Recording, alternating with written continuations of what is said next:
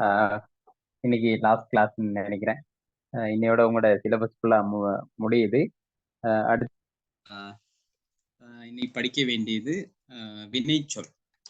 வினைச்சொற்கள் என்றால் என்ன அப்படிங்கிறது ஏதாவது தெரியுமா?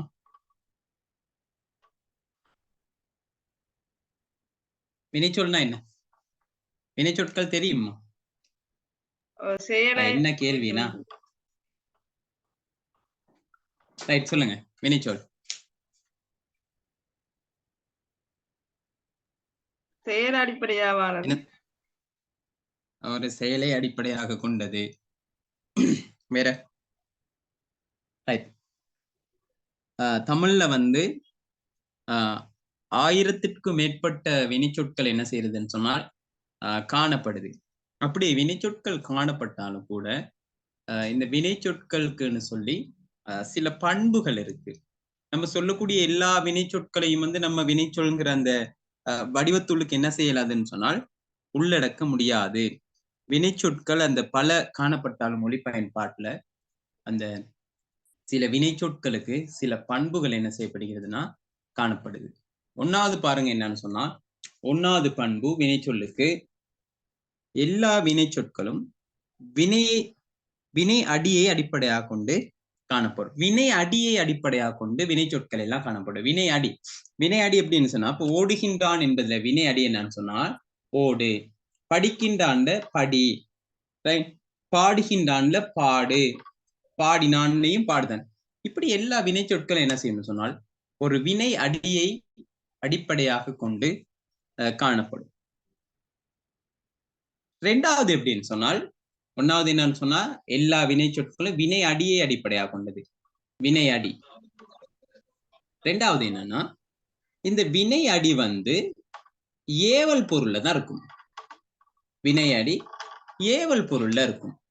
எப்படின்னு சொன்னா ஒரு கட்டளை இடக்கூடிய மாதிரிதான் எல்லா வினைச்சொற்கள வினை அடியும் என்ன செய்யும்னா காணப்படும்.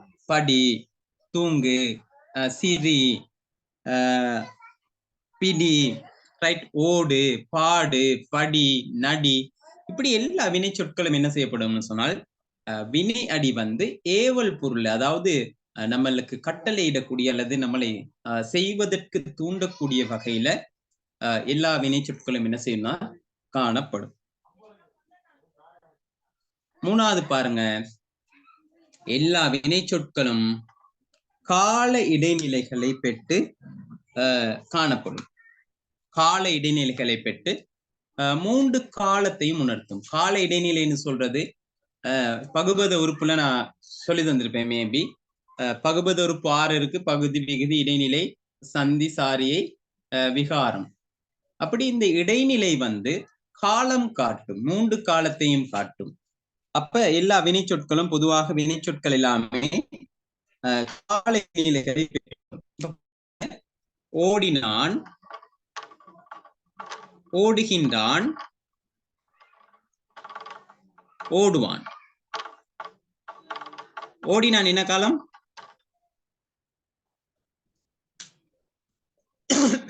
இறந்த காலம். இறந்த காலம். ஓடுகின்றான் நிகழ்காலம். ஓடுவான் என்பது எதிர்காலம். இப்ப இதுல எல்லாமே எப்படி இருக்குன்னு சொல்லி பாருங்க. வினை அடியாக இருக்கும், ஏவல் பொருள்ல வரும், கால இடைநிலைகளை பெற்று வரும். அடுத்தது பாருங்க, எல்லா வினைச்சொற்களும் ஒரு செயலை உணர்த்தி நிற்கும். எல்லா வினைச்சொற்கள் பொதுவா தமிழ்ல காணப்படுற அனைத்து வினைச்சொற்களும் செயலை உணர்த்தும். பாடுங்க, ஓடினான், படித்தான், பாடினான் என்பதெல்லாம் இந்த ஓடினான் என்பதுல என்ன தொழில்னு சொன்னா ஓடுதல். ரைட். படித்தான் என்பதுல என்ன தொழில்னா படித்தல். பாடினான் என்பதுல என்ன தொழில்னு சொன்னால் பாடுதல். அப்ப எல்லாம் எப்படி இருக்குன்னு சொன்னா ஒரு தொழிலை, ஒரு செயலை உணர்த்தக்கூடிய மாதிரி இருக்கு. அடுத்தது வினைச்சொற்கள் வேற்றுமையுருபு ஏற்குமா ஏற்காதா?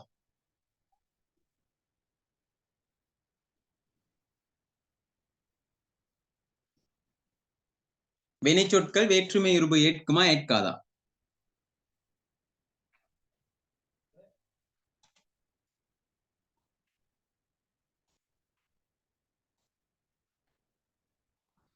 வினை சொற்கள் வேற்றுமை உருபு என்ன செய்யாதுன்னா என்னது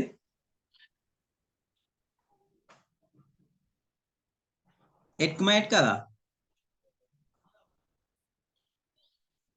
ஏற்காது ரைட் ரொம்ப யோசிக்காதீங்க வினை சொற்கள் வேற்றுமை உருபு ஏற்பது இல்லை உதாரணமாக ஓடினான் பிளஸ் ஐ ஓடினானைன்னு சொல்றது இல்ல படித்தான் பிளஸ் ஆள் படித்தானால்னு சொல்றது இல்ல அப்ப வேற்றுமை உருபு என்ன செய்யாதுன்னு சொன்னால் வினை சொற்கள் ஏற்காது அப்ப பாருங்க தமிழ்ல பல்லாயிரக்கணக்கான இந்த வினை சொற்கள் காணப்பட்டாலும் கூட இந்த எல்லா வினை சொற்களுக்கும் சில பண்புகள் இருக்கு எப்படின்னு சொன்னா முதலாவது பண்பு பாருங்க எல்லா வினை சொற்களும் வினை அடியை அடிப்படையாக கொண்டு காணப்படும் ரெண்டாவது என்னன்னு சொன்னா இந்த வினையடி வந்து ஏவல் பொருள்ல வரும் மூன்றாவது என்னன்னு சொன்னா இந்த வினைச்சொற்கள் எல்லாமே கால இடைநிலைகள் 3 காலம் முக்காலத்தையும் பெற்று வரக்கூடியது கால இடைநிலை நான்காவது என்னன்னு சொன்னா வினைச்சொற்கள் ஒரு செயலை உணர்த்தி நிற்கும் ஓடினான் என்பதுல செயல் என்னன்னா ஓடுதல் படித்தான் என்பதுல செயல் என்னன்னா படித்தல் பாடினான் என்பதுல என்ன செயல்னா பாடுதல் நடித்தான் என்பதுல நடித்தல் இப்படி எல்லா வினை சொற்களும் ஒரு செயலை உணர்த்தி நிற்கும் அடுத்தது எல்லா வினை சொற்களும் வேற்றுமையுருபு ஏற்பது இல்லை இவ்வாறு இருக்கக்கூடியதான் நம்ம என்ன செய்வோம்னு சொன்னால் வினை சொற்கள்னு சொல்லி சொல்றது அப்ப கேட்பாங்க வினை சொற்கள் என்றால் என்னவென கூறி தனிவினை கூட்டு வினையினை ஆராய்க அல்லது அவங்க சொல்லுவாங்க ஒரு 2-3 வினையை குறிப்பிட்டு வினை சொற்களை குறிப்பிட்டு அந்த வினை சொற்களை ஆராய்கன்னு கேட்பாங்க அப்ப இப்படி வினை சொற்கள் சில பண்புகளை கொண்டு காணப்பட்டாலும் கூட வினை சொற்களை வந்து மொழியியலாளர்கள் ஒவ்வொருத்தரும் ஒவ்வொரு மாதிரி பிரிச்சாலும் கூட இந்த நன்னூலாரினுடைய கோட்பாட்டுக்கு அமைய வினை சொற்களை வந்து எப்படி பிரிப்பாருன்னு சொன்னால் ஒன்னாவது பாருங்க தெரிநிலை வினை குறிப்பு வினை வினை சொற்கள வகை ரைட் ஒன்னாவது தெரிநிலை வினை குறிப்பு வினை ரைட் 1 இது 2 ரெண்டாவது வகை எப்படின்னு சொன்னால் முற்றுவினை எச்சவினை முற்றுவினை எச்சவினை மூன்றாவது என்னன்னு சொன்னால் தனிவினை கூட்டுவினை நாலாவது எப்படின்னா தன்வினை பிறவினை காரண வினை அடுத்தது என்னன்னா முதல் வினை துணை வினை அடுத்தது செய்யப்படுபொருள்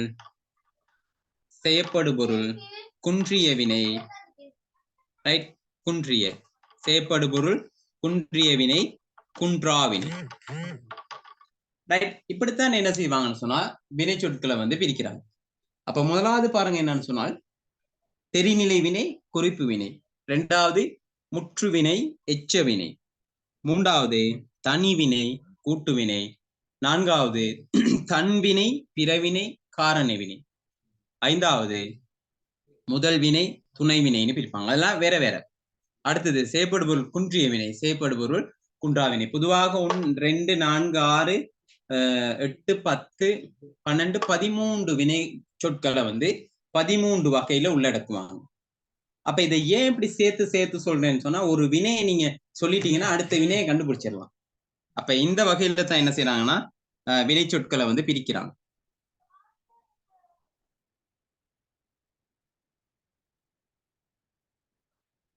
அப்ப வினை சொல்னு சொல்றது என்னன்னு சொன்னா ஒரு சொல்லுல பொருள் உணர்த்தும் நிலையில ஒரு தொழிலை அல்லது ஒரு செயலை குறிக்கும் சொல்தான் வினை சொல்னு சொல்லி பொதுவாக நம்ம என்ன செய்வோம்னா சொல்லுவோம் அதுல பாருங்க பழந்தமிழ் இலக்கணம் அதாவது குறிப்பாக பழந்தமிழ்னு சொல்றது என்ன தமிழ்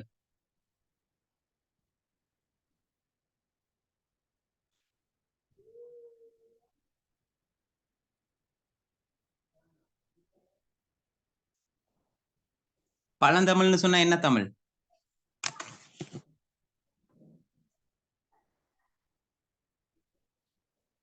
சூரிய பிரபா சுகித்ரா பழந்தமிழ்னா தொல்காப்பிய தமிழ் ரொம்ப யோசிக்காதீங்க பழந்தமிழ்னு சொன்னா தொல்காப்பியம் அப்ப பழந்தமிழ் எவ்வாறு பிரிக்கிறதுன்னு சொன்னால் தெரிநிலை வினை குறிப்பு வினை. வினையை வந்து 2 வகையில தான் விரிக்கிறாங்க. எப்படின்னா தெரிநிலை வினை குறிப்பு வினைன்னு. ஆனா நம்ம அப்படி படிக்கிறதுல அதுல தற்காலத்துல வந்து தெரிநிலை வினை குறிப்பு வினை 1வது வகை, 2வது முற்று வினை எச்ச வினைலாம் என்ன செய்யறோம்னா பிரிச்சுக்கிட்டு போறோம். அதுல பாருங்க 1வது தெரிநிலை வினையும் குறிப்பு வினையும். தெரிநிலை வினைன்னு என்ன? ஏதாவது ஐடியா தெரியுமா?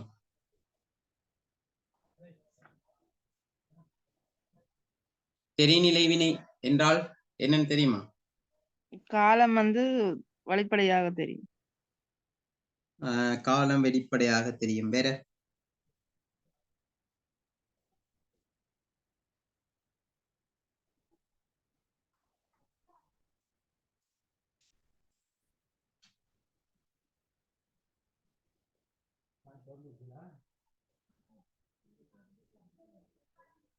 வேற?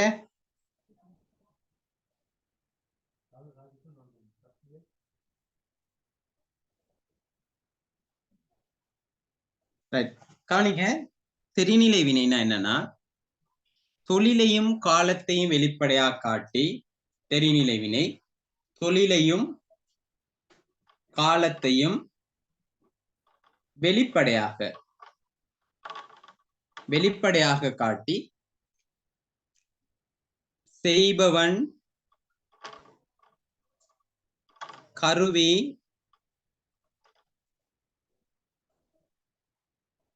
நிலம் செயல் காலம் செய்பொருள்.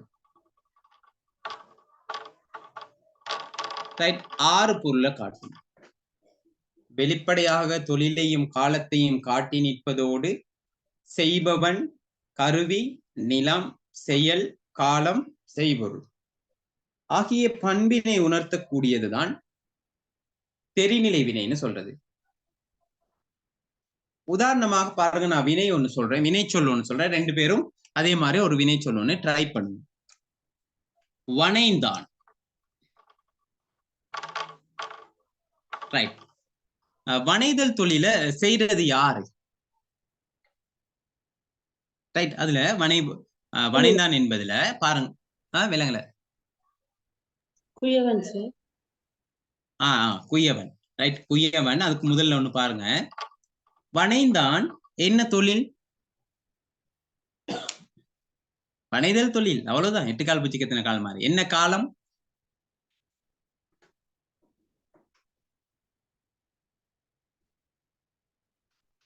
வனைந்தான் என்ன காலம்?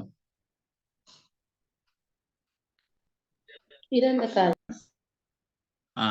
அப்ப தொழிலையும் காலத்தையும் வெளிப்படையா காட்டுது. தொழில் வந்து வனைதல், காலம் வந்து இறந்த காலம். தொழிலையும் காலத்தையும் வெளிப்படையாக காட்டி செய்பவன் கருவி நிலம் செயல் காலம் செய்பொருள் 6 பண்பையும் உணர்த்தும். செய்பவன் யாருன்னு சொன்னா வனைதல் தொழில செய்யறது யாருன்னு சொன்னா குயவன். கருவி வந்து இதுக்கு 2ஆ பிரிப்பாங்க. ஒண்ணு முதற்கருவி, 2வது துணை கருவின்னு. முதற்கருவி துணை கருவின்னு.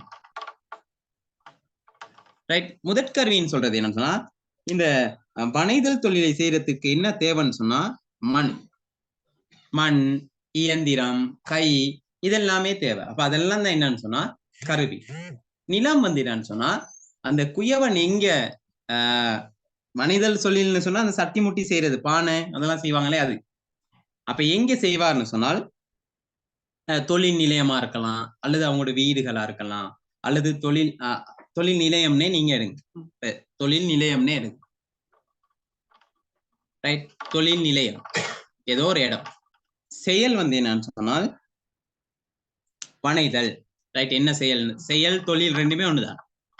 வனைதல். காலம் இறந்த காலம். செய்பொருள் இந்த என்னத்தை செய்யறாரு குயவன்?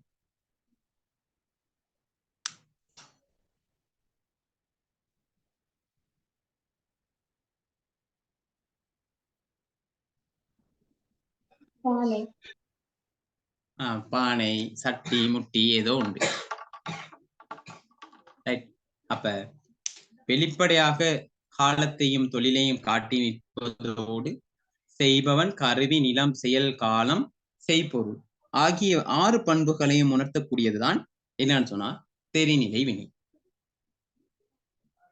இப்ப நீங்க ஒரு உதாரணம் சொல்லிட்டு இந்த 6 பொருளையும் சொல்லுங்க பார்ப்போம். என்ன தொழில், என்ன இது, அதை சொல்லிட்டு இது விளங்கியிருக்கா? இப்படித்தான் கண்டுபிடிக்கிறது என்னன்னு சொன்னா தெரிநிலை வினை. இன்னொரு உதாரணம்.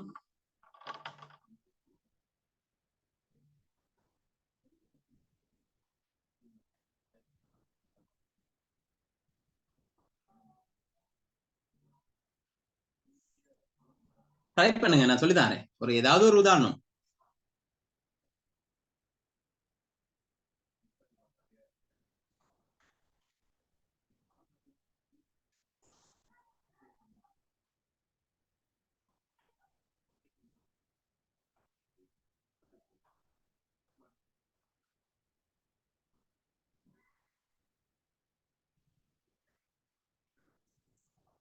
ஏதாவது ஒரு உதாரணம் சொல்லுங்க. வினைச்சொல் ஒன்று சொல்லுங்களேன்.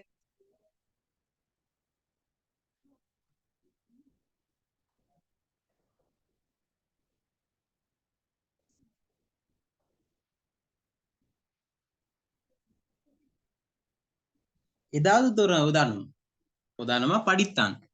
படித்தான் என்ன தொழில்? படித்தல் தொழில். படித்தல் என்ன காலம்? எதிர்காலம், இறந்த காலம். இறந்த காலம். செய்பவன் யாரு? படிக்கிறது யாரு? மாணவன். என்ன கருவி அவனுக்கு? முதற்கருவி இருக்கு, துணை கருவி. புத்தகம் வேணும், ரைட், பேனா, பென்சில், அதெல்லாம் கருவிகள். அதுக்கு என்னத்தை பயன்படுத்துறான்? நிலம் எங்க? ஒண்ணு பாடசாலை அல்லது வீடு அல்லது ஏதோ வகுப்பறை, ஒரு இடம். செயல் என்ன செயல்? படித்தல் செயல். என்ன காலம்? படித்தான், இறந்த காலம். செய்பொருள் என்ன? படிக்கிறதால என்ன கிடைக்குது? செய்பொருள் என்ன? எதை படிப்பான்? ஒரு பாடமோ அல்லது ஒரு கவிதை, கட்டுரை, ஏதோ ஒன்று பாடம்னு சொல்லி சொல்லணும். இப்படி வாருது. அடுத்து வேற உதாரணம்.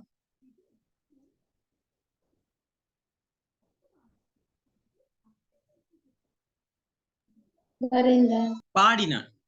சொல்லுங்க. வரைந்தான் சார். வரைந்தான் என்ன தொழில்?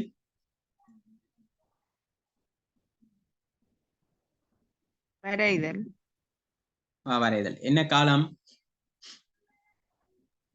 இறந்த காலம். செய்பவன் யாரு?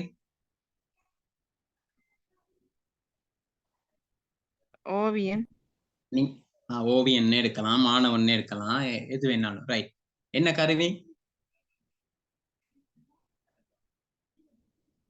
வரைகிறதுக்கு என்னென்ன கருவி தேவை? பென்சில், பென்சில், கை, பேப்பர், அதெல்லாம். என்ன நீளம்? எங்க வரைகிறாரு? பாடசாலை. பாடசாலைன்னு சொல்லலாம், ஒரு சுவர்னும் சொல்லலாம்.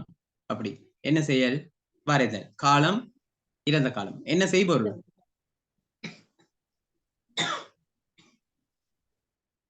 கடைசி என்னத்தை செய்யறாரு? என்னத்தை? சித்திரம் அல்லது ஓவியம். அவ்வளவுதான்.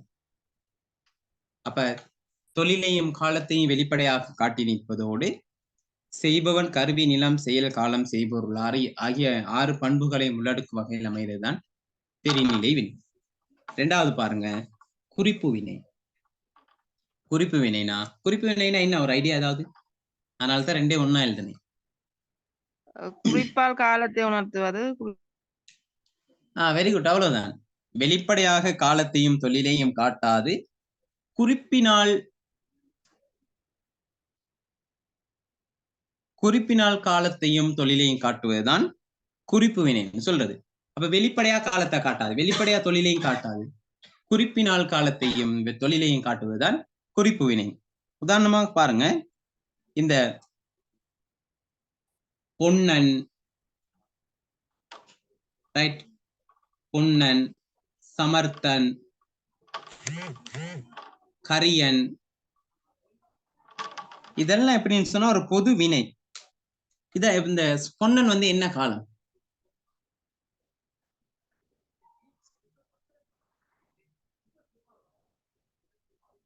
யாராவது? காலம் காட்டாது. அப்ப காலம் காட்டாது, வெளிப்படையாக இது காலம் காட்டல, குறிப்பினால காலத்தை காட்டு. பாருங்க, இதுக்கு என்ன செய்வாங்கன்னா நேற்று, இன்று, நாளை சொற்களை பயன்படுத்துவாங்க. இந்த சொற்களை பயன்படுத்தித்தான் குறிப்பு வினையை வந்து நம்ம பிரிக்கிறது. நேற்று பொன்னன் என்ன காலம்? இறந்த காலம். இறந்த காலம். இன்று பொன்னன் என்ன காலம்? நிகழ்காலம். நிகழ்காலம். நாளை பொன்னன் எதிர்காலம். எதிர்காலம். அதே மாதிரி இது மாதிரி நிறைய இருக்கு. புலத்தி, ரைட், கரியன், இடையன், இடைச்சி, அப்படியெல்லாம் வரும். அப்ப சமர்த்தன், நேற்று சமர்த்தன், இன்று சமர்த்தன், நாளை சமர்த்தன். ஆகவே நேற்று, இன்று, நாளை எனும் சொற்களை வந்து நம்ம பயன்படுத்துவதால தான் குறிப்பு வினை வந்து காலம் காட்டும். இது ரெண்டு ஓகேயா? ஓம் சார். ரைட். இதுதான் என்னன்னு சொன்னால் தெரிநிலை வினையும் குறிப்பு வினையும். ரைட். அடுத்த கவனிங்க என்னன்னா தனிவினை பிறவினை. சாரி, தனிவினையில தன்வினை. ரைட். தன்வினை பிறவினை காரண வினைனும் மூணாவதா சொல்லுவாங்க.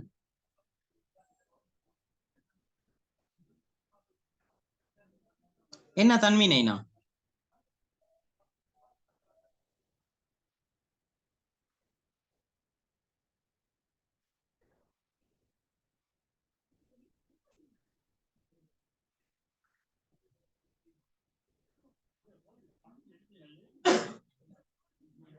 என்ன தன்வினைனா? தன்வினைன்னு சொல்றது என்னன்னா ஒரு செயலை செய்பவன் அல்லது கருத்தா ஒருவன் தானே முன்னின்று செய்யறது. கருத்தா ஒருவன் தானே முன்னின்று செய்யக்கூடிய வினைன்னு சொல்லலாம். அப்படி இல்லைன்னா ஒரு வினையின் பயன் வந்து ஒரு வினையின் பயன் வினையை நிகழ்த்தும் கருத்தாவையே சார்ந்துச்சுன்னா அது வந்து என்னன்னு சொன்னா தன்வினை. பாருங்க, உதாரணம், விஜய் சாப்பிட்டான். விஜய் சாப்பிட்டான். அடுத்தது கமல் தூங்கினான். ரைட். விஜய் சாப்பிட்டதால ரைட் ஒரு எப்படின்னு சொன்னா தன்வினைன்னு சொல்றது என்னன்னா ஒரு செயலை செய்பவன் அல்லது கருத்தா ஒருவன் தானே முன்னின்று செய்யறது தன்வினைன்னு சொல்லலாம். அப்படி இல்லைன்னா ஒரு வினையின் பயன் வந்து வினை நிகழ்த்தும் கருத்தாவையே சார்றது. இந்த சாப்பிட்டான் என்பதுல விஜய் சாப்பிட்டான், அந்த கருத்தா அந்த செயலை செய்தது யாருன்னு சொன்னா விஜய். அப்ப விஜய் சாப்பிட்டதால யாருக்கு பசி இல்லாம போயிருக்கும்? விஜய்க்கா நம்மளுக்கா?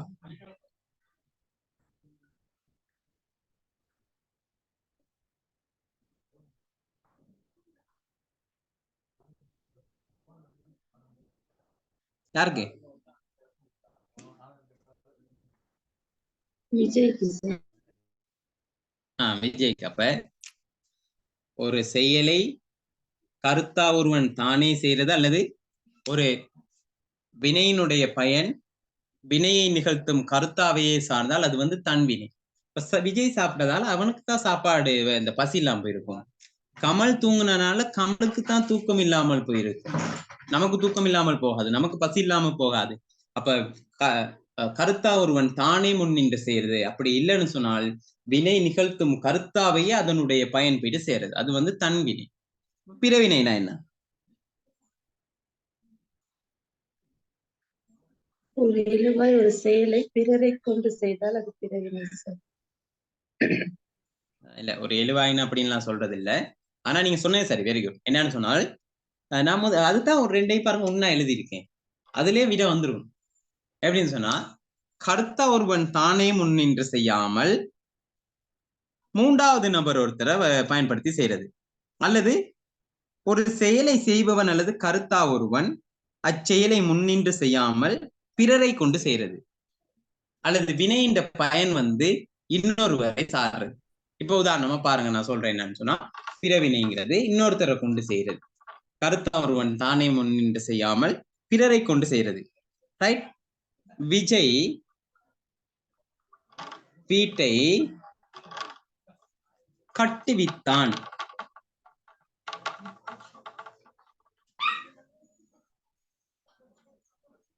அல்லது விஜய் பாடத்தை படிப்பித்தான். ரைட்.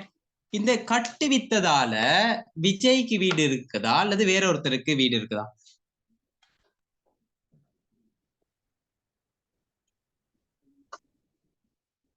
வேற ஒரு ஆளு. அப்ப ஒரு வீடு கட்டுறதுக்கு என்ன செய்யறதுன்னு சொன்னா, நம்மட வீடை கட்டுறதுக்கு நான் ஒரு பாஸ், அந்த பாஸ் தான் யாருன்னு சொன்னா விஜய். விஜயை வந்து என்ன செய்யறேன்னா பயன்படுத்துறேன். இந்த செயலை செய்ததால எனக்கு தான் என்ன செய்திருக்குன்னா பயன் வந்திருக்கு. அதே போல பாடத்தை படிப்பித்தான். அப்ப ஆசிரியர் படிப்பிப்பதால ஆசிரியருக்கு அந்த பயன், மாணவர்களுக்கு தான் பயன். அப்ப விஜய் படிப்பித்ததால விஜய்க்கு பயன் கிடைக்குது, இன்னொருத்தருக்கு கிடைக்குது, பிறருக்கு கிடைக்குது. அதுதான் என்னன்னு சொன்னா பிறவினை. இந்த பிறவினையத்தான் தற்காலத்துல என்ன செய்யறாங்கன்னு சொன்னா இரண்டு பகுதிகளாக பிரிக்கிறாங்க. ரைட். தற்காலத்துல இரண்டா பிரிக்கிறாங்க. என்னன்னு சொன்னா தற்காலத்துல பிறவினை, காரண வினை. அது நான் முதல் எழுதினேன் தானே, பிறவினை காரண வினை. அப்ப ஆரம்ப பழங்காலத்துல வந்து வினை சொற்களை வந்து தன்வினை பிறவினைன்னு பிரிச்சாங்க. இப்ப வந்து தன்வினை பிறவினை, இந்த பிறவினையை தான் ரெண்டா பிரிக்கிறோம், காரண வினையும் பிறவினைன்னு சொல்லி. ரைட். வினை இப்ப பிறவினைன்னு சொல்றது என்னன்னு சொன்னா வினை, அந்த வினையின் பயன் வந்து வினையை நிகழ்த்தும் கருத்தாவை அன்றி பிரிதொருவரை சார்றது. இப்ப பாருங்க, மாலா ஊட்டினாள், மாலா ஊட்டினாள், சோறு ஊட்டினாள், அதையும் சேர்த்துக்கிறங்க. சோறு ஊட்டினாள். இந்த சோறு ஊட்டுறதால மாலாவுக்கு பசி இல்லாம போகுதா, இன்னொருத்தருக்கு பசி இல்லாமல் போகுதா?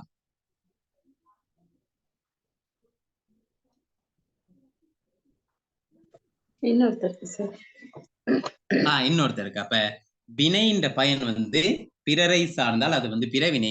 காரண வினைன்னு சொல்றது என்னன்னு சொன்னா ஒரு வினையை கருத்தாவே நிகழ்த்தாமல் அந்த வினையை மூன்றாவது நபரை கொண்டு என்ன செய்யறதுன்னு சொன்னா செய்யறது, மூன்றாவது நபர். இப்ப பாருங்க,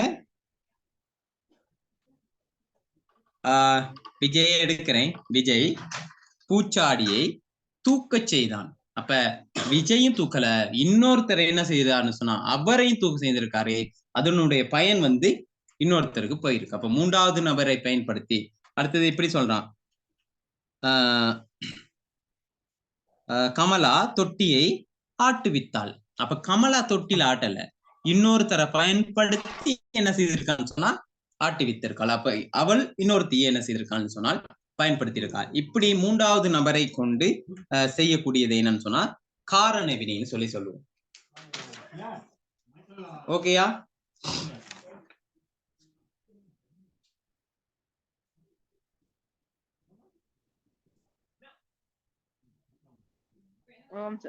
சரியா? அடுத்து பாருங்க, என்னது? கமலா தொட்டிலை ஆட்டுவித்தாள் என்ற நேரம் அதில் கமலா இன்னொருத்தரை வச்சு சார் செய்திருக்காங்க. அப்ப அது மூன்றாவது நபராக கொஞ்சம் விளங்கப்படுத்துங்களேன் சார். பாருங்க, இப்ப எப்படின்னு சொன்னால் மாலா தொட்டிலை ஆட்டினாள். ரைட். ஆட்டினாள். தொட்டிலை ஆட்டுவிக்க செய்தாள். ரைட். ஆட்டினாள் என்பது மாலாதான் தொட்டில ஆட்டுறா. ஆட்டுவிக்க செய்தாள்னா அவள் இன்னொருத்தரை பயன்படுத்தி அதை என்ன செய்யறதுன்னு சொன்னால் தொட்டிலே ஆட்டுவிக்கிறது. அப்ப அதுக்கு மூன்றாவது நபர் ஒருத்தர் தேவை. நம்மளையும் இல்ல, இன்னொருத்தரும் இல்ல, மூன்றாவது நபர். அடுத்து இன்னொருத்தரை கொண்டு என்ன செய்யறேன்னா ஒரு வினையை வந்து செய்யறது. சரியா? சரி சார், சரி. Okay sir. அப்ப உண்டான். ரைட். உண்டான் என்பது நம்ம தன்வினை. ரைட். கமல் உண்டான், சாப்பிட்டதால அவருக்கு. ஊட்டினான், யாருக்கோ ஊற்றாரு. ரைட். ஊட்டுவிக்க செய்தான், இப்படி வரும்.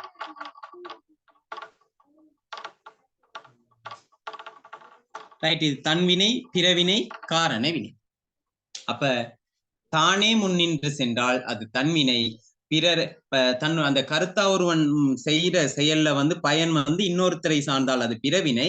அந்த மூன்றாவது நபரை பயன்படுத்தி செய்யக்கூடிய வினை வந்து காரண வினை. உண்டான், ஊட்டினான், ஊட்டுவிக்க செய்தான், அப்படி வருது. கிளியரா?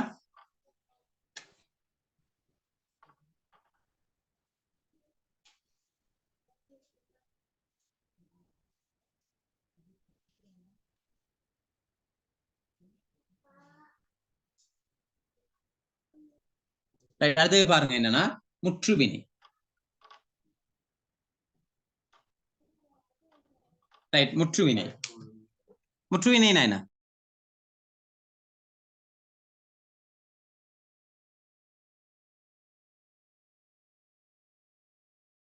ஒரு செயல் வந்து முற்று பெற்று ஒரு வாக்கியத்துல வினை முற்று பெற்று நிற்கும். Very good. 2 பேர் சொன்னமே சரி. ரைட். வினையடியாக தோன்றி தன்னளவிலே முற்று பெறும் வினைகள் முற்றுவினைகள். வினை அடியாக தோன்றும் அந்த வினை சொல்ல என்னன்னு சொல்லி கொடுத்துட்டேன். அப்ப வினையடியாக தோன்றி தன்னளவிலே முற்று பெறும் வினைகள் முற்றுவினைகள். இந்த முற்றுவினைகள் வந்து குறிப்பாக 3 வகையில இருக்கு. தெரிநிலை வினைமுற்று, வியங்கோள் வினைமுற்று, ஏவல் வினைமுற்றுன்னு. அது இல்லாமல் இந்த முற்றுவினை வந்து உடன்பாட்டு வினையச்சத்திலையும் வினைமுற்றுலையும் வரும், எதிர்மறையிலையும் வரும்.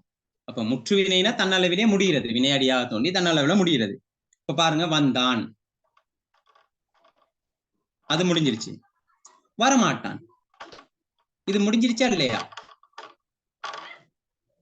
வரமாட்டான் முடிஞ்சிருச்சா இல்லையா? முடிஞ்சிருச்சு சார்.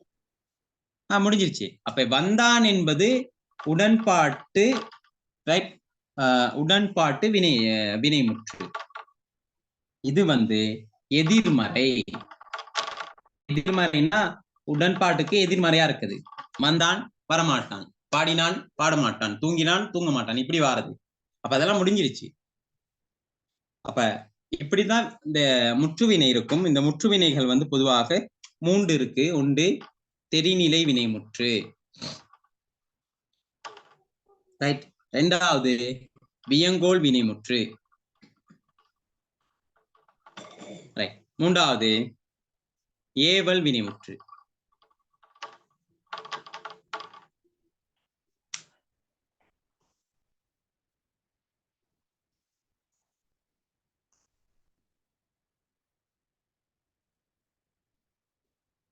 தெரிநிலை வினைமுற்றுங்கிறது என்னன்னா, வினையடியாக தோண்டி காலத்தையும் தொழிலையும் வெளிப்படையாக காட்டி நிற்பதோடு திணைப்பால் எண்ணிடை விகுதிகளை பெற்று வரும் வினைமுற்றுக்கள் தெரிநிலை வினைமுற்று. பாருங்க, வெளிப்படை அந்த வினையடியாக தோண்டி காலத்தையும் தொழிலையும் வெளிப்படையாக காட்டி நிற்கும். சரியா? இப்ப பாருங்க, உதாரணமாக வந்தான்.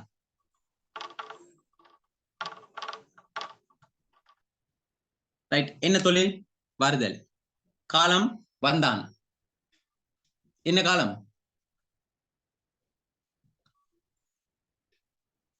இறந்த காலம். இறந்த காலம். அப்ப என்ன திணை? திணை பால் எண்ணிட விகுதிகளை பெற்றோம். ரைட்.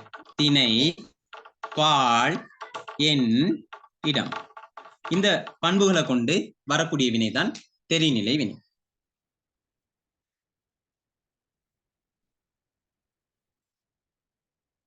அடுத்தது பாருங்க, ஏவல் வினைமுற்று. ஏவல் பொருள்ல வருகின்ற வினை வந்து ஏவல் பொருள்ல ஒரு வினை ஒண்ணு தோன்றி தன்ன அளவிலே முற்று பெறணும். ஏவல் பொருள். ஏவல் பொருள்னா என்னது? வா, நட, போ, இப்படி. ரைட். அதுல எதிர்மறையிலையும் வரும், உடன்பாட்டிலையும் வரும். இப்போ வராதே, போகாதே, பாடாதே, அது ஏவல் பொருள்ல வர்றது. நான் முதல்ல சொல்லி கொடுத்த ஏவல்னா என்னன்னு இப்படி வாரது. அந்த ஏவல் பொருள்ல 2 இருக்கு. என்னன்னு சொன்னா கட்டுப்பாட்டு ஏவலும் விருப்பு ஏவல்னு சொல்றது. அப்படின்னா என்ன, ஏதாவது கேள்விப்பட்டிருக்கீங்களா? கட்டுப்பாட்டு ஏவல், விருப்பு ஏவல்.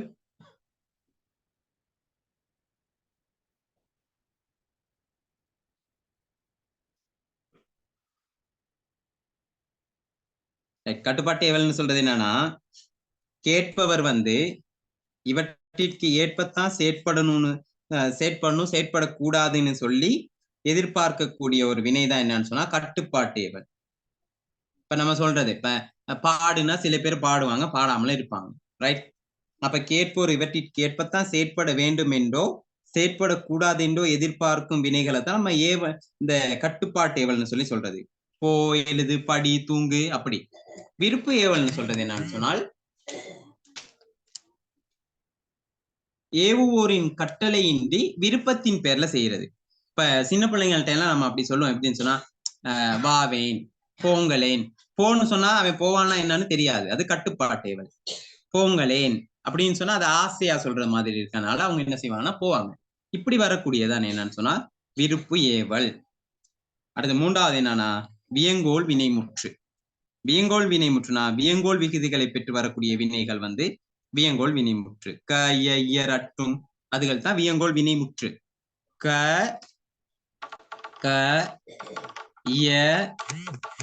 இயர், அட்டும்.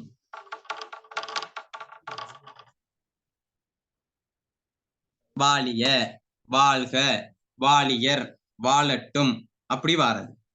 ரைட்? ஒளிக, ஒளிய, ஒளியர், ரைட்? ஒளியட்டும், இப்படி வாரது. இதான் வியங்கோல் வினைமுற்று. அப்ப க, இயர், அட்டும் விகுதிகளை பெற்று வரக்கூடியது வந்து வியங்கோல் வினைமுற்றுன்னு சொல்லி சொல்லுவோம்.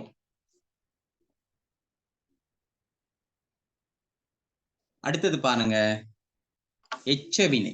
இதெல்லாம் சொல்லி கொடுத்துருப்பேன். எச்சவினைனா என்ன? எச்சம்னா என்ன?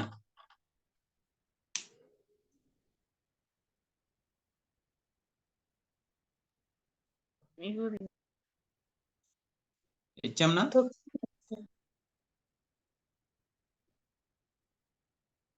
இல்லைங்களா? எச்சம்னா என்ன சொல்லி கொடுத்துருக்கேன். எச்சம்னா என்னன்னு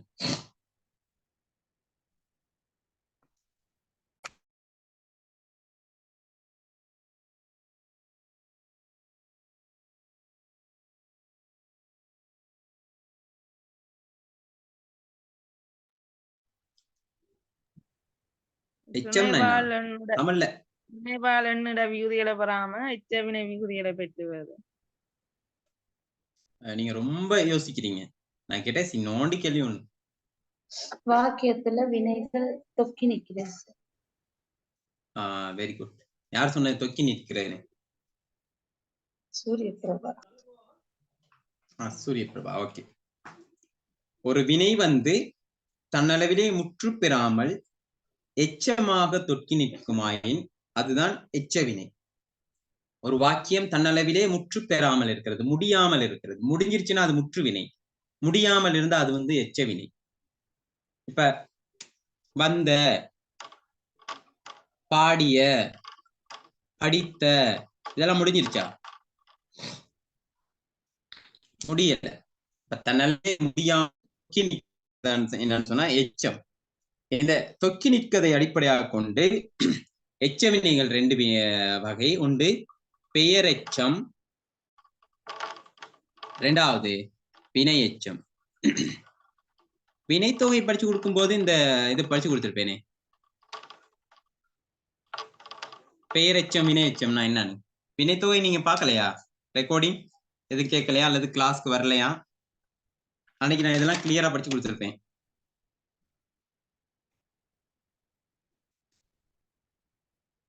ரைட், ரொம்ப யோசிக்காது. பெயரெச்சம்னா என்னன்னா ஒரு வினை அல்லது ஒரு வாக்கியம் தன்னளவிலே முற்று பெறுவதற்கு ஒரு பெயர் சொல்லி அவாவிருந்தா அது பெயரெச்சம். ஒரு வாக்கியம் அல்லது ஒரு சொற்றொடர் தன்னளவிலே முற்று பெறுவதற்கு ஒரு வினை சொல்லை அவாவிருந்தா அது என்னன்னு சொன்னால் வினை எச்சம். பாருங்க, பெயரெச்சம் எப்படி வரும்னு சொன்னால் செய்த, செய்கின்ற, செய்யும். செய்த, செய்கின்ற, ரைட், இதை அழிக்கிறேன், கீழே கீழே எழுதுறேன். செய்த, செய்கின்ற, செய்யும். இந்த அமைப்புல தான் வரும். அதே ஓர்டர்ல அடுத்த பாருங்க, இதுதான் ஓர்டர். பெயரெச்சம்னா ஒரு வினைச்சொல் தன்னளவிலே முற்று பெறுவதற்கு ஒரு பெயர் சொல்லை ஆவாவிருந்தா அது வந்து பெயரெச்சம். உதாரணமாக பாருங்க, செய்த, செய்கின்ற, செய்யும். இதுதான் அந்த எச்சத்தினுடைய வாய்ப்பாடு. இப்படியே தான் ஒரு எல்லா வினையும். வந்த, வருகின்ற, வரும். அப்ப படியில நீங்க சொல்லுங்க பாப்போம் எப்படி வரும்னு.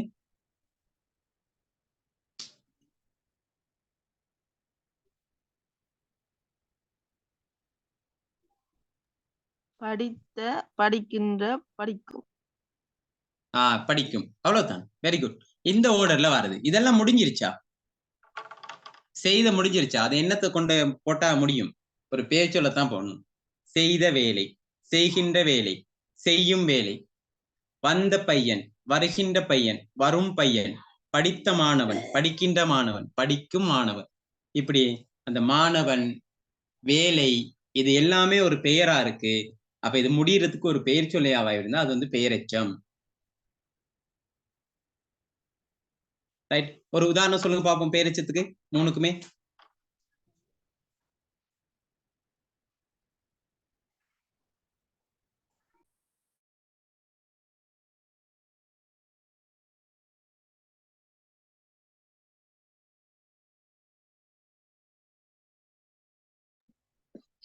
வந்த சிறுவன், வருகின்ற சிறுவன், வரும் சிறுவன். Very good. வந்த சிறுவன், வருகின்ற சிறுவன், வரும் சிறுவன். அப்படி வரும்.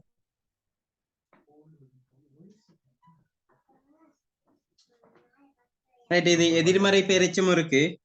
வராத, ரைட், படிக்காத, பாடாத, செய்யாத, இப்படி எல்லாம் வரும். அடுத்து பாருங்க வினையெச்சம். வினையெச்சம்னா ஒரு வினைச்சொல் அல்லது ஒரு வாக்கியம் தன் அளவிலே முற்று பெறுவதற்கு ஒரு வினைச்சொலையாவா இருந்தால் அது வினையெச்சம். இது எப்படி வரும்னு சொன்னால் வினையெச்சம் செய்து, செய்ய, செய்தால் இப்படி வரும். செய்து முடிஞ்சிருச்சா? செய்த அதுவும் முடியல, செய்தால் அதுவும் முடியல. அப்ப என்ன வினைச்சொல்ல போடலாம்? செய்து,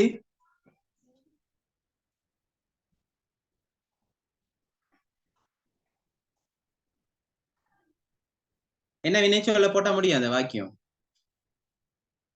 செய்து,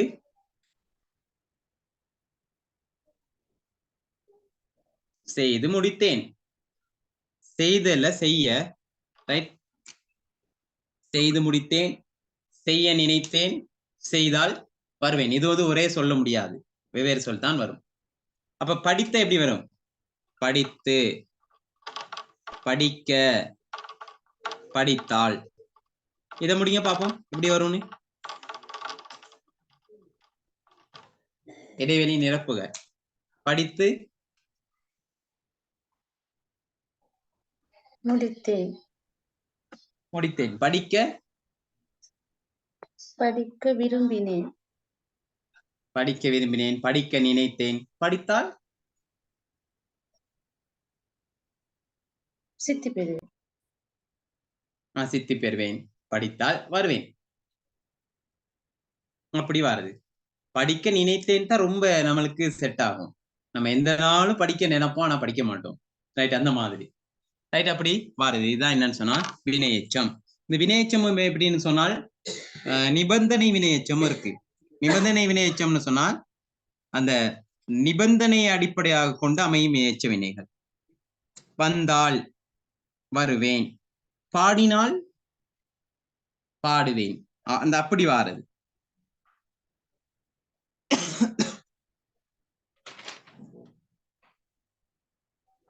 அடுத்து எதிர்மறை வினைச்சும் இருக்கு. வராமல் இருப்பேன், செய்யாமல் இருப்பேன், ஓடாது இருப்பேன், படிக்காது நிற்பேன், அப்படியெல்லாம் வருது. அடுத்து பாருங்க என்னன்னு சொன்னால் செய்யப்படுபொருள் குன்றிய வினை, செய்யப்படுபொருள் குன்றாவினை. இப்ப என்ன செய்யப்படுபொருள் குன்றிய வினைனா என்ன?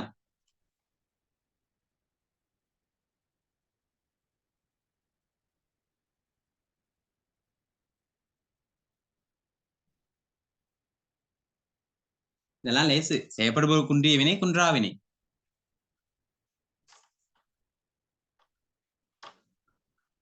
குன்றிய, குன்றா.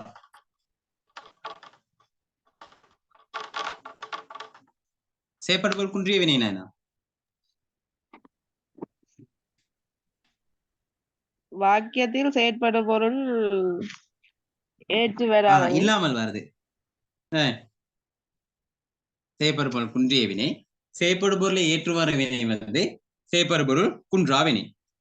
ஒரு வினை சொல்லொண்டு வினையின் செயற்படும் வினையின் செயற்பாட்டிற்கு உட்படும் செய்யப்படுபொருளை ஏற்று வராதாயின் அது வந்து செயற்படுபொருள் குன்றிய வினை. செயற்படுபொருள் இல்லாமல் வாரது ஒரு வாக்கியத்துல. இப்ப பாருங்க, விஜய் பாடினான். விஜய் பாடினான். ஒரு எழுவாய் ஒரு பயனிலை, செயற்படுபொருள் இல்ல. விஜய் பாடலை பாடினான். இதுதான் என்னன்னா செயற்படுபொருள். அப்ப செயற்படுபொருளை ஏற்காமல் வருவது செயற்படுபொருள் குன்றிய வினை. செயற்படுபொருளை ஏற்று வருவது செயற்படுபொருள் குன்றா வினை. குமார் சிரித்தான். குமார் அழகாக சிரித்தான். அப்படி வருது. கமல் எழுதினான். கமல் கவிதையை எழுதினான். அப்ப கமல் எழுதினான் என்பது குன்றிய வினை. கமல் கவிதையை எழுதினான் என்பது குன்றா வினை. அப்ப இப்படி வாருது. இதுல பொதுவினைன்னு ஒன்று இருக்கு. பொதுவினைங்கிறது என்னன்னு சொன்னா செயற்படுபொருள் குன்றிய வினையாகவும் செயற்படுபொருள் குன்றா வினையாகவும் சில வினை சொற்கள் வந்து அமையும். அவ்வாறு அமைகிறதுதான் என்னன்னு சொன்னால் நம்ம என்ன செய்வோம்னு சொன்னா பொதுவினைன்னு சொல்லுவோம். பொதுவினை. இப்ப எரிந்தான், ரைட்? எரிங்கிறதுல எரிந்தான், ரைட்? எரித்தான்.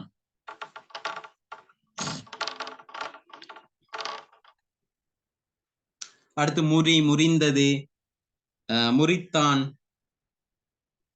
ஒடித்தது, ஒடித்தான், இப்படி எல்லாம் வரக்கூடியதெல்லாம் பொது வினைகள். அது பொதுவாதான் இருக்கும். செயற்படுபொருள் குன்றியும் வரும், குன்றாமலும் வரும்.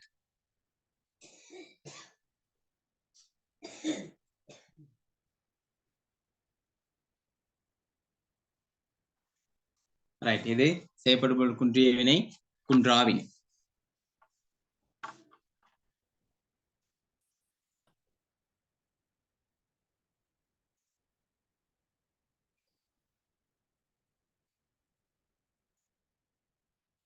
அடுத்து பாருங்க, செய்வினை செயற்பாட்டு வினை. செய்வினைனா அந்த செய்வினை இல்ல, இது வேற. செய்வினை செயற்பாட்டு வினை. செய்வினைனா என்ன? சூனியம் செய்யறது இல்ல, இது வேற.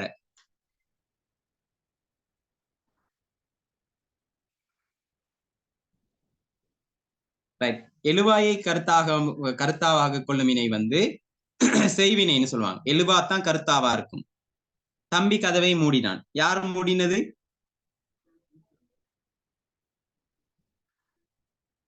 தம்பி. தம்பி. அடுத்து பாருங்க, குழந்தை பால் குடித்தது. யார் குடித்தது? குழந்தை. யானை பாகனை கொன்றது. யார் கொன்னது? யானை. அப்ப எழுவாயை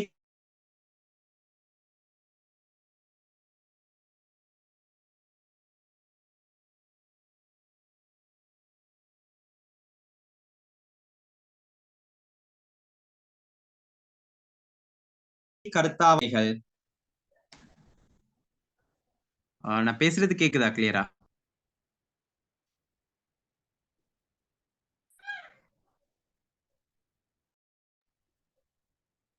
நான் பேசுறது கேக்குதா? கேக்குது சார்.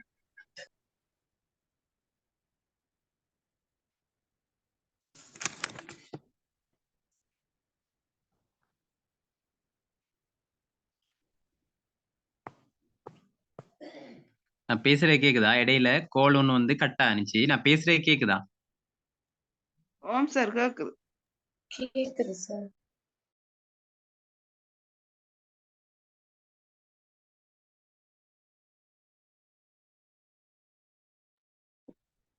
கேக்குது சார்.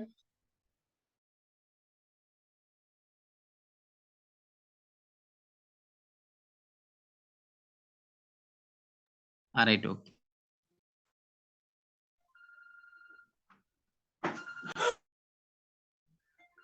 சாரி, நான் பேசுறது கேக்குதா? கோல் வந்துச்சு, அதான் கட் ஆயிட்டு. கேக்குது சார். கேக்குது தானே? Right, okay.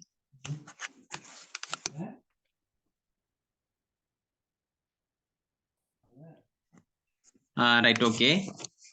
ரைட், கவனிங்க. செய்வினை, செயற்பாட்டு வினை. எழுவாயை கர்த்தாவாக கொள்ளும் வினை வந்து செய்வினை. அப்ப செயற்பாட்டு வினைனா என்ன?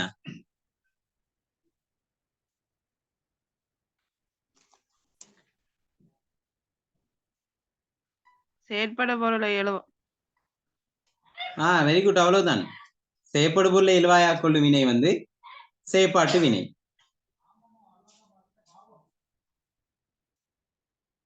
பாருங்க,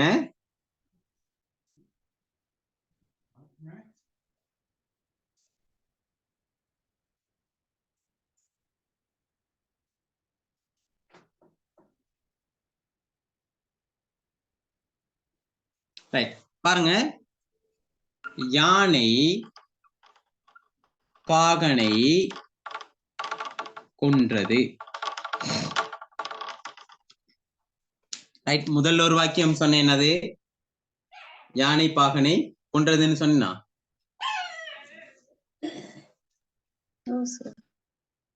ரைட், இதுல எது எழுவாய்? யானை. சரியா? அது வந்து செய்வினை. அப்ப எழுவாய் வந்து யானையாக வந்து. ரெண்டாவது பாருங்க எப்படின்னு சொன்னால், பாகன் யானையால் கொல்லப்பட்டான். பாகன் யானையால் கொல்லப்பட்டான். கொல்லப்பட்டான் எதால்? இங்க இது எழுவாய், இது செயற்படு பொருள், இது பயனிலை. அப்ப பாருங்க, முதல் வாக்கியத்துல எழுவாயாக வந்தது, இரண்டாவது வாக்கியத்துல என்ன வந்திருக்குன்னு சொன்னால் செயற்படு பொருளாக வந்திருக்கு. கொல்லப்பட்டான் எதால்? யானையால். கொன்றது எது? யானை. அப்ப இது ரெண்டு கிளியரா? ஏன் ஒரே உதாரணத்தை சொல்லி கொடுத்தேன். ரைட், இப்படி வாரதான் என்னன்னா சொல்றது. ரைட், அதுகளை கொஞ்சம் மேலதிகமா பாருங்க. அடுத்து என்னன்னா தனிவினை,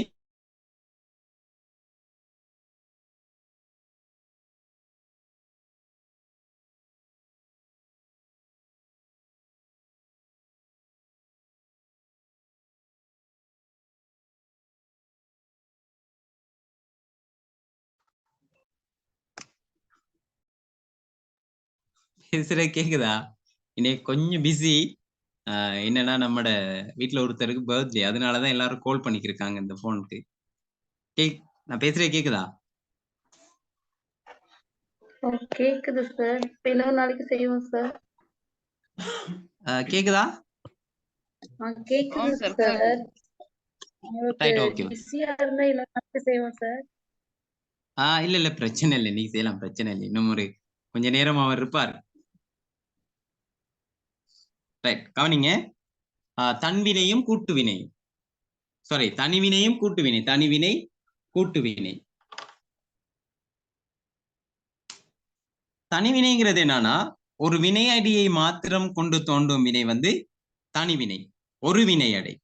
வந்தான் என்பதுல என்ன வினையடைன்னு சொன்னால் வா. பாடினான் என்பதுல பாடு. தூங்கினான் என்பதுல தூங்கு.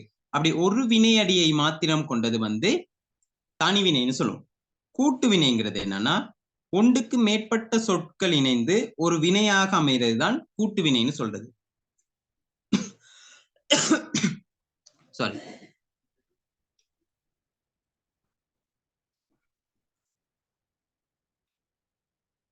ரைட், கவனிங்க. கூட்டுவினைங்கிறது என்னன்னா, ஒன்றுக்கு மேற்பட்ட சொற்கள் இணைந்து ஒரு வினையாக அமைகிறது. அது பெயரடியோட வினையடி சேரும், வினையடியோட வினையடி சேரும், இடைவினையோட வினையடி சேரும். நான் கூட்டு வினையில உங்களுக்கு சொல்லி கொடுத்திருப்பேன். படம் பார். இங்க படம் என்பது ஒரு அடி, பார் என்பது ஒரு அடி. படம் பார், அப்ப ரெண்டு சேர்ந்து வர்றது. பாடம் படி. ரைட், பாடம் என்பது ஒண்ணு, படி என்பது ஒன்று. அடுத்தது ஆடிப்பாடு. ஆடு என்பது ஒன்று, பாடு என்பது ஒன்று. இப்படி ஒன்றுக்கு மேற்பட்ட சொற்கள் இணைந்து ஒரு வினையாக அமைகிறதால் கூட்டு வினைன்னு சொல்றது. அப்ப கூட்டு வினை ஓகேயா?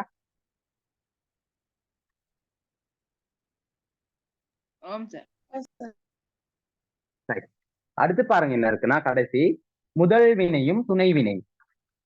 முதல் வினை துணை வினை. முதல் வினைனா என்ன, துணை வினைனா என்ன தெரியுமா? முதல் துணை வினை. முதல் வினைனா என்ன தெரியுமா?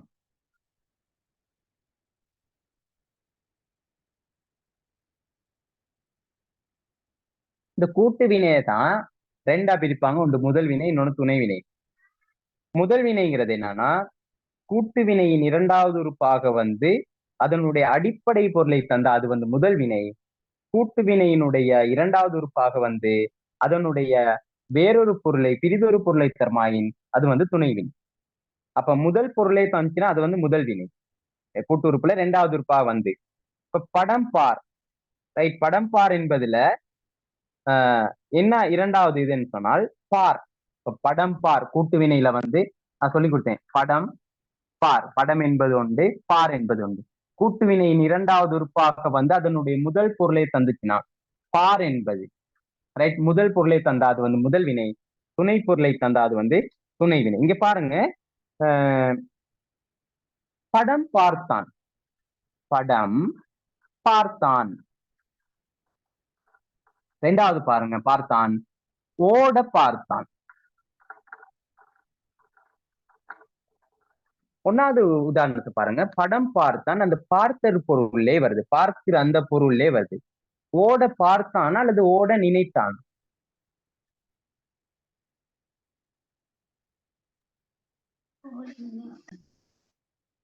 ஓட நினைப்போம். அப்ப அது என்னன்னு சொன்னா ஒரு துணை பொருளை தான் சார்ந்து வந்திருக்கு. படம் பார்த்தான், அந்த பார்த்தல் என்பது அந்த பார்த்தல் பொருளே வருது. ஓட பார்த்தான் அல்ல, ஓட நினைத்தான், இப்படி வாருது. அப்ப இப்படி நிறைய சொற்கள் இருக்கு துணை வினையும் முதல் வினை துணை வினையில, ரைட்.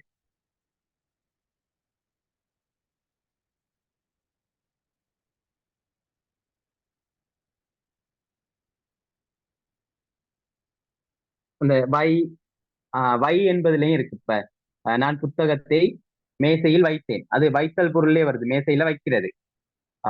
துணை வினைக்கு பாருங்க, நான் அப்பாவிடம் சொல்லி வைக்கிறேன், சொல்லி வைக்கிறேனா, அது வைத்தல் என்பது முதல் பொருளா, அது வைத்தல் பொருள்ல வராது, சொல்லி வைக்கிறது.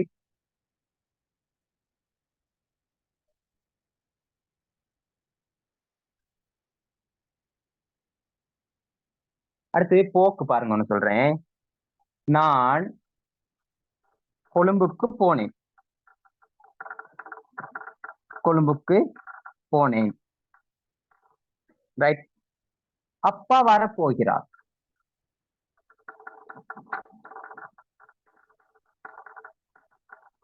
போனேன் என்பது அந்த பொருளே வந்திருக்கு. போகிறார் என்பது அந்த போற பொருள்ல இல்ல, வரப்போகிறார்ல இல்ல, வரப்போகிறார் இப்படின்னு சொல்ல மாட்டோம் தானே.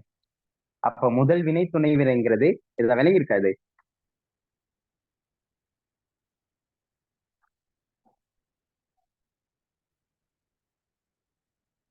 அதுல நிறைய சொற்கள் இருக்கு, வா இருக்கு, முடி இருக்கு, வீ இருக்கு, கோடு இருக்கு, கல் இருக்கு, இப்படி ஏகப்பட்ட இதுகள் இருக்கு. அது விலகி இருக்கா? என்னன்னா கூட்டு வினையில இரண்டாவது உறுப்பாக வந்து அதனுடைய அடிப்படை பொருளை தந்த அது வந்து முதல் வினை. கூட்டு வினையினுடைய இரண்டாவது உறுப்பாக வந்து அதனுடைய அடிப்படை பொருளை தராமல் பிரிதொரு பொருளை தருமாயின் அது வந்து என்னன்னு சொன்னால் துணை வினை. இதோட என்ன செய்யுதுன்னா உங்களோட வினை சொற்கள் முடியுது. அடுத்த அடைகள் உங்களுக்கு பெருசா தேவையில்ல. அடைகள்னு சொல்றது என்னன்னா பெயர் சொல்ற பொருளை வந்து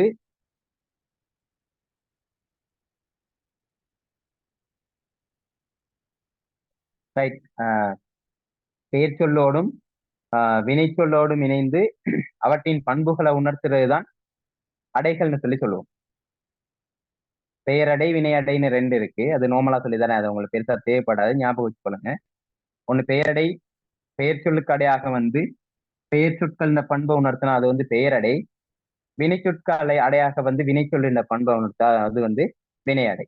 பெயரடை வந்து ரெண்டு இருக்கு, தனி பெயரடை, ஆக்க பெயரடை. இப்போ உதாரணமாக சிறிய, சிறிய புத்தகம், பெயர் சொல்லுக்கு அடையாக வந்து அதன் பெயர் சொல்லினுடைய பண்பை உணர்த்தினா அது வந்து பெயரடை. வினைச்சொல்லுக்கு அடையாக வந்து வினைச்சொல்லின் பண்பை உணர்த்தினா அது வந்து வினையடை. பெயரடை வந்து ரெண்டு இருக்கு, தனி பெயரடை, ஆக்க பெயரடை. தனி பெயரடைங்கிறது இய விகுதிகளை பெற்று வரும். சிறிய, சிறந்த, அழகிய, அழகிய புத்தகம், சிறிய புத்தகம், அப்படி வாரது. அது தனிப்பெயரடை. ஆக்கப்பெயரடைன்னு சொல்றது ஆணும் உள்ள, அழகான, அழகுள்ள, இப்படி வாரது. அடுத்து வினையடை. வினையடைன்னு சொன்னா வினைச்சொல்லுக்கு அடையாக வந்து வினைச்சொல்லின் பண்பை உணர்த்துறது. அதுவும் தனி வினையடை, ஆக்க வினையடைன்னு இருக்கு.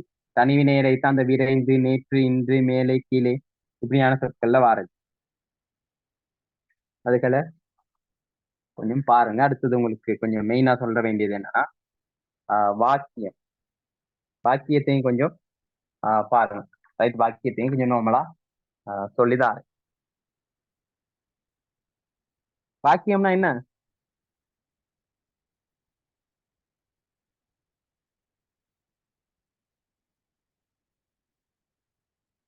வாக்கியம்னா என்ன? ஒரு எழுவாயும் பணியிடம் சேர்ந்து ஒரு கருத்து தரக்கூடிய வகையில அமைகிறது வாக்கியம்.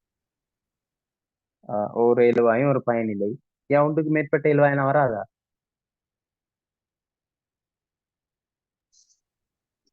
வரும் சார். ரைட். அது எப்படி சொல்லுவோம்னு சொன்னால், சொற்கள் தொடர்ந்து நின்று ஒரு கருத்தை தந்து முற்று பெறுமாயின் அதுதான் வாக்கியம்னு சொல்லி சொல்லுவோம். சொற்கள் தொடர்ந்து நிக்கணும். சொற்கள் தொடர்ந்து நின்று முற்று பெறுவதனை தான் நம்ம வாக்கியம்னு சொல்லி சொல்லுவோம். அப்ப வாக்கியங்களை வந்து ரெண்டாத்தான் பிரிப்பாங்க. ஒன்னு என்னன்னு சொன்னா தனி வாக்கியம், தொடர் வாக்கியம். இந்த தொடர் வாக்கியம் தான் ரெண்டு வகை. ரைட். வாக்கியம், ரைட். தனி வாக்கியம், தொடர் வாக்கியம். தனி வாக்கியம் ஒன்றேதான், தனி வாக்கியம் மட்டும்தான் இருக்கு. தொடர் வாக்கியம் தான் ரெண்டா பிரியும். கூட்டு வாக்கியம், கலப்பு வாக்கியம். ரைட். கூட்டு வாக்கியம், கலப்பு வாக்கியம்னு சொல்லி பிரியும். தனி வாக்கியம்ங்கிறது என்னன்னு சொன்னால், தனி வாக்கியம் தான் நீங்க சொன்னது, ஒரு எழுவாயும் ஒரு பயனிலையும் கொண்டு அமையும் வாக்கியம் தனி வாக்கியம். ரைட். கமல் அழகானவள், சரி, கமல் அழகானவன், கமலா அழகானவன். இப்படி ஒரு எழுவாயும் ஒரு பயனிலையும் கொண்டு அமைகிறது வந்து தனி வாக்கியம். இந்த தொடர் வாக்கியம் தான் ரெண்டு வகையில இருக்கு. தொடர் வாக்கியம்னு சொல்றது பல வாக்கியம்னு சொல்லலாம், அல்லது வாக்கிய தொடர்கள்னு சொல்லியும் சொல்லலாம். அதுல ஒன்னாவது பாருங்க, கூட்டு வாக்கியம். கூட்டு வாக்கியம்ங்கிறது என்னன்னா, இந்த சமநிலை தொடர்களால் இணைக்கப்படும் வாக்கியம் தான் கூட்டு வாக்கியம்னு சொல்லி சொல்லுவோம். சமநிலை தொடர்களால்.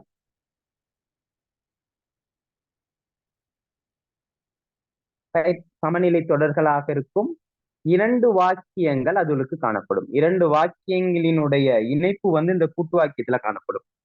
உதாரணமாக பாருங்க, தம்பியும் தங்கையும் பாடசாலைக்கு சென்றார்கள். இதுல என்ன ரெண்டு வாக்கியம் இருக்கு? ஒரு தொடர் வந்து இன்னொரு தொடர்ல என்ன செய்யாதுன்னு சொன்னால் சார்ந்து இருக்காது. கூட்டு வாக்கியம்னு சொல்றது சமநிலை தொடர்களால் நீக்கப்படும் வாக்கியம் தான் கூட்டு வாக்கியம்னு சொல்லி சொல்லுவோம். இந்த கூட்டு வாக்கியத்துல வந்து சமநிலை தொடர் காணப்படும். ஒரு தொடர்ல இன்னொரு தொடர் என்ன செய்யாதுன்னா சார்ந்து காணப்படாது, தனித்தனி நிகழ்வுகளாக இருக்கும். உதாரணமாக பாருங்க, தம்பியும் தங்கையும் பாடசாலைக்கு சென்றார்கள். கூட்டு வாக்கியம். தம்பியும் தங்கையும் பாடசாலைக்கு ரைட் சென்றார்கள். இதுல ரெண்டு வாக்கியம் இருக்கு பாருங்க. ரைட். சமநிலை தொடரும் இருக்கு, உம்மெனும் சமநிலை தொடர். தம்பி பாடசாலைக்கு சென்றான், தங்கை பாடசாலைக்கு சென்றாள். அப்ப ரெண்டு வாக்கியம் இருக்கு, சமநிலை தொடர்களால இணைக்கப்பட்டிருக்கு, ஒரு தொடர்ல இன்னொரு தொடர் என்ன இருக்காதுன்னா சார்ந்து இருக்காது. இதுதான் கூட்டு வாக்கியம்னு சொல்லி சொல்லுவோம். அப்ப கூட்டு வாக்கியம் வந்து நிறைய சமநிலை தொடர் இருக்கு. இருக்கு, அல்லது இருக்கு, ஆகவே, ரைட், இப்படி எல்லாம் இருக்கு. இதுவும் தம்பியும் தங்கையும். நான் உன் வீட்டுக்கு இன்று அல்லது நாளை வரும். இதுல இருக்க ரெண்டு வாக்கியம் என்னன்னு சொல்லுங்க ஒருத்தர்.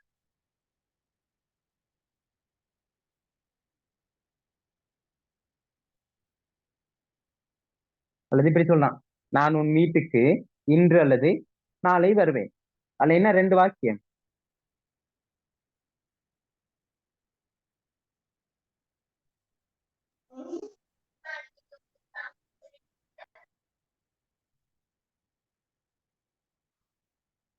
நான் உன் வீட்டுக்கு இன்று வருவேன், நான் உன் வீட்டுக்கு நாளை வருவேன். அந்த அல்லதுங்கிறது என்னன்னு சொன்னா சமநிலை தொடர். இப்ப சொன்னேன் தானே, நான் உன் வீட்டுக்கு இன்று அல்லது நாளை வருவேன், நான் உன் வீட்டுக்கு இன்று வருவேன், நான் உன் வீட்டுக்கு நாளை வருவேன். அந்த ரெண்டு வாக்கியத்தை இணைக்கிறதுக்கு தான் அந்த அல்லதை பயன்படுத்தி இருக்கோம். விளங்குதா? விளங்குற மாதிரி இருக்கா? விளங்குது சார்.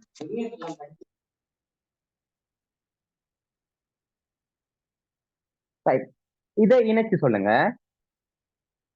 மாலா பாடினால் கமலா பாடினா, கமல் பாடினான். மாலா பாடினால் கமல் பாடினான். இது ரெண்டை இணைச்சா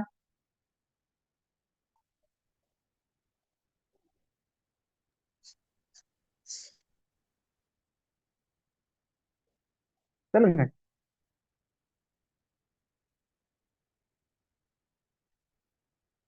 மாலாவும் கமலும் பாடினார்கள். இதான் என்னன்னா கூட்டு வாக்கியம்.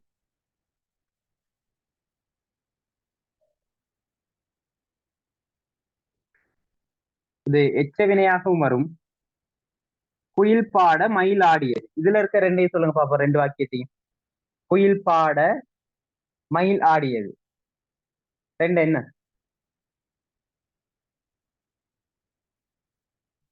எச்சமாகவும் வருந்தனை கூட்டு வாக்கியம்.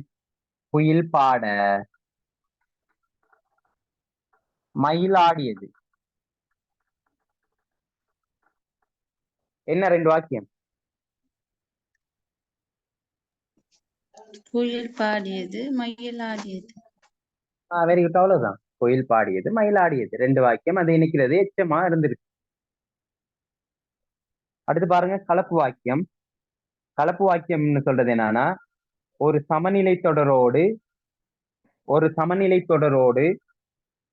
ஒரு சார்பு நிலை தொடரோ அல்லது ஒன்றுக்கு மேற்பட்ட சார்பு நிலை தொடரோ கொண்டு அமையும் வாக்கியம் கலப்பு வாக்கியம்னு சொல்லி சொல்லுவோம்.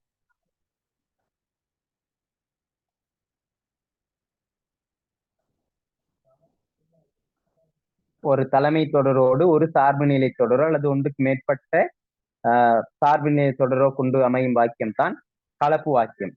பாருங்க, மாணவர்கள்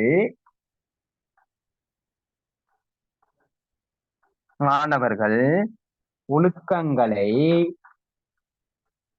கடைபிடிக்க வேண்டுமென அல்லது என்று வேண்டுமென்று அதிபர் கூறினார். மாணவர்கள் ஒழுக்கங்களை கடைபிடிக்க வேண்டும் என்று அதிபர் கூறினார். இதுல என்ன தலைமை தொடர்? என்ன தலைமை தொடர்? என்ன இதுல மெயின்?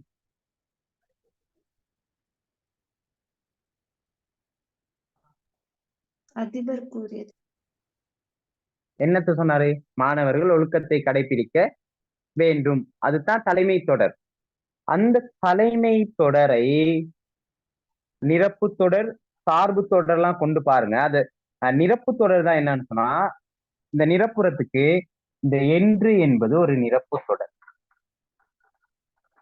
ரைட், என்று என்பது ஒரு நிரப்பு தொடர். அது சார்பு நிலைன்னு சொல்றது என்னன்னு சொன்னா, இந்த ஒழுக்கங்களை, அதுதான் என்னன்னு சொன்னா ஒரு சார்பு. அப்ப கலப்பு வாக்கியம்ங்கிறது என்னன்னா ஒரு தலைமை தொடரோ ஒரு சார்பு நிலை தொடரோ அல்லது பல சார்பு நிலை தொடரோ கொன்று அமையும் வாக்கியம் தான் கலப்பு வாக்கியம்னு சொல்லி சொல்லுவாங்க. ரைட். அப்ப இன்னொன்னு சொல்றேன் பாருங்க. ஆசிரியர் வகுப்பறைக்கு வர மாணவர்கள் கதைப்பதை நிறுத்தினர். இதுல என்ன தலைமை தொடர்?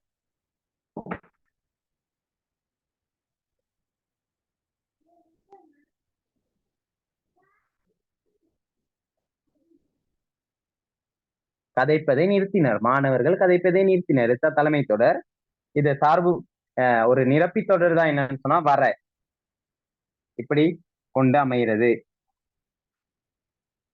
இந்த வாக்கியத்தையும் கொஞ்சம் மேலோட்டமா பார்த்துக்கிட்டு போங்க.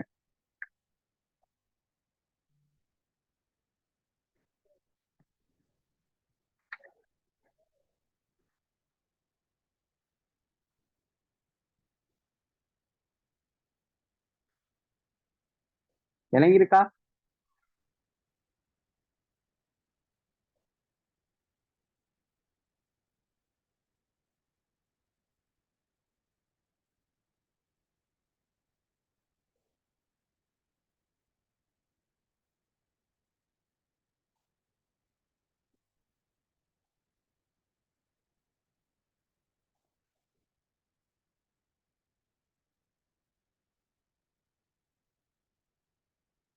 அடுத்து இந்த ஆகு பேரை கொஞ்சம் பார்த்துக்கிட்டு போங்க. ரைட். ஆகு பேர்லாம் ஈஸியானது. ஆகு பேர்களை கொஞ்சம் பார்த்துக்கிட்டு போங்க. சுகீர்தா ஓகேயா? கிளியரா? ஓம் சார்.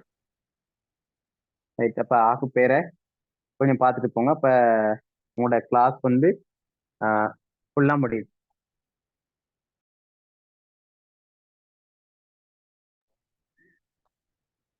அப்ப என்ன செய்யுங்கன்னா இதுகளை கொஞ்சம் பார்த்துக்கிட்டு போங்க. அப்ப உங்களுக்கு சமரியா சொல்ல போனா 302 TLG 302 பகுதி வந்து தமிழ் மொழி வரலாறும் இலக்கண மரபுகளும். இதுல தமிழ் மொழி வரலாறு ரெண்டாவது, தமிழ் இலக்கண மரபுன்னு சொல்லி ரெண்டாக பிரியும்.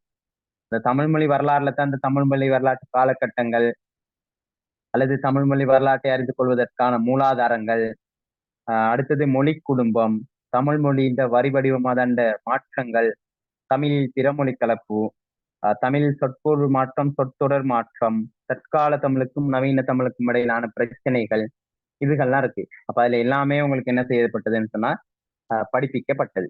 அதுகளை கொஞ்சம் ஒருக்க என்ன செய்யுங்கன்னா மீண்டும் மீண்டும் பார்த்துக்கிட்டு போங்க. அந்த தமிழ்ல பிறமொழி கலப்புல மட்டும் ஒரே ஒரு பகுதி எக்ஸ்ட்ராவா நான் நோட் கொடுத்துருக்கேன். கலை சொல்லாக்கம் அதை நீங்க சும்மா நான் நார்மலா வாசிச்சுட்டு போனாலே செய்யலாம். அதை கலை சொல்லாக்கத்தை கொஞ்சம் பார்த்துக்கொள்ளுங்க. மற்றதெல்லாம் உங்களுக்கு ஓகே. அப்ப நல்லா ரெடி ஆகுனீங்கன்னு சொன்னால் ஒரு 3 கேள்வி சரி ஷுவரா உங்களுக்கு வரும். அதனால அதுகளை படிங்க. அது தமிழ் மொழி வரலாறுங்கிற அந்த பகுதியில படிக்கும். அடுத்து தமிழ் இலக்கண மரபுகள்ங்கிறதுல தான் என்னன்னு சொன்னால் இந்த தமிழ் இலக்கண நூல்களோட வளர்ச்சி வரலாறு அதுகள் பார்க்கறது. தொல்காப்பியம், நன்னூல், வீரத்தொழில் அது தொடர்பா நிறைய படிப்பிச்சேன். அடுத்து தமிழ்ல 5 இலக்கண மரபு அதுவும் படிப்பிச்சாச்சு. அடுத்து தமிழ் இலக்கண நூல்கள் கூறும் எழுத்து இலக்கண கோட்பாடும் தற்கால பொருத்தப்பாடும். அதான் உங்களுக்கு எழுத்துனா என்ன, எழுத்து இந்த பரம்பல் அது இதுன்னு எல்லாம் படிப்பிச்சாச்சு. அடுத்து சொல் இலக்கண கோட்பாடு, சொற்கள வகை, அது வேற்றுமை, இந்த தெரிநிலை வினை, குறிப்பு வினை, இதுகெல்லாம் படிப்பிச்சேன். அப்ப இன்னைக்கு படிப்பிச்சது. அடுத்து தமிழ்ல இலக்கண மரபுல வந்து நவீன மொழியியல் ஏற்படுத்திய தாக்கம். இது வந்து நீங்க ஜென்ரலா படிக்கிறது. அப்ப இலக்கிய மரபுல வந்து நவீன மொழியியல் வந்து எவ்வாறான தாக்கங்களை ஏற்படுதுன்னு சொல்லி கொஞ்சம் ஜென்ரலா பாருங்க. அடுத்தது ஒன்னே நான் சொன்ன அந்த உரையாசிரியர் மரபும் அவர்களின் இலக்கண சிந்தனைகள். இது நான் நோட் உங்களுக்கு போட்டிருக்கேன். அதை நீங்க நார்மலா வாசிட்டு போனாலே என்ன செய்யலாம்னா நீங்க அதை எழுதி விட்டு போகணும். அப்ப இப்படித்தான் என்ன செய்யப்படுதுன்னு சொன்னால் உங்களுக்கான சிலபஸ் இருக்கு. நான் நினைக்கிற 100க்கு 100% உங்களுக்கு சிலபஸ் எல்லாம் முடிஞ்சுது. 302 சிலபஸ் ஃபுல்லாவே முடிஞ்சு.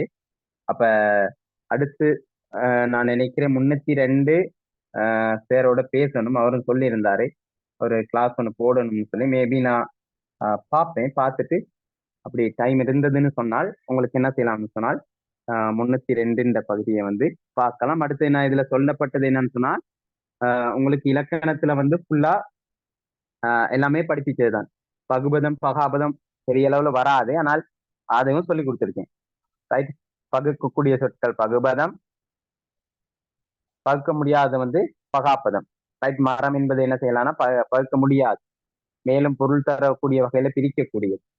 அப்ப பகுபதம் பகாபதம் அதுகளை கொஞ்சம் பாத்துக்கிறீங்க. பகுபத உறுப்புக்கள் பகுதி விகுதி இடைநிலை சந்தி சாரிகை விகாரம் சொல்லி இருக்கு. அப்ப அதுகளை கொஞ்சம் பார்த்துட்டு போனீங்கன்னா ஓகே. அப்ப இதுகளை நீங்க ரெடி ஆகுனீங்கன்னா, நான் நோட்லாம் நிறையவே போட்டேன். இதை தாண்டி உங்களால பெருசா இது இல்லை. நோட்டை கொஞ்சம் அப்ப மறுபடி பாருங்க, பார்த்துட்டு நல்லபடியா எக்ஸாமுக்கு ரெடி ஆகி செய்யுங்க. இலக்கணத்தை பொறுத்த வரைக்கும் இவ்வளவுதான். இலக்கணம் உங்களுக்கெல்லாம் வாழைப்பழத்தை உரிச்சு கொடுத்தாச்சு, நீங்க சாப்பிடுறதும் சாப்பிடாம வீசுறதும் அது உங்களோட கையில தான் இருக்கு. முடிஞ்சா என்ன செய்யுங்கன்னா புணர்ச்சிகள் நார்மலா பார்த்துட்டு போங்க. புணர்ச்சினா என்ன, அட என்னென்ன புணர்ச்சிகள் இருக்குங்க நீங்க எக்ஸ்ட்ராவா பார்க்கணும்னா பார்த்துட்டு போங்க. நீங்க இவ்வளவும் படிச்சுட்டு போனீங்கன்னு சொன்னா 200 மார்க்ஸுக்கு மேல எடுத்துடலாம். நான் படிச்சு கொடுத்தா நீங்க படிச்சாலே சரியா 200 மார்க்ஸுக்கு மேல எடுத்துடலாம். பெரிய அளவுல வேற எங்கேயும் நீங்க தேட வேண்டிய ஒரு நிலைமை ஒன்றும் இருக்காது. அப்ப நல்லபடியா படிங்க. படிச்சு உங்க எக்ஸாம் வந்து என்ன செய்யுங்கன்னா நல்ல ரிசல்ட்ஸ் ஒன்று எடுக்க பாருங்க. இவ்வளவுதான் உங்களுக்கு சொல்ல இருக்கு. வேற ஏதாவது கேட்கறக்கா? இன்னைக்கு கடைசி கிளாஸ் நான் ஏற்கனவே சொல்லியிருந்தேன். நீங்கெல்லாம் ரெக்கார்டிங் எடுத்து படிக்கிற அந்த ஒரு க்ரௌடு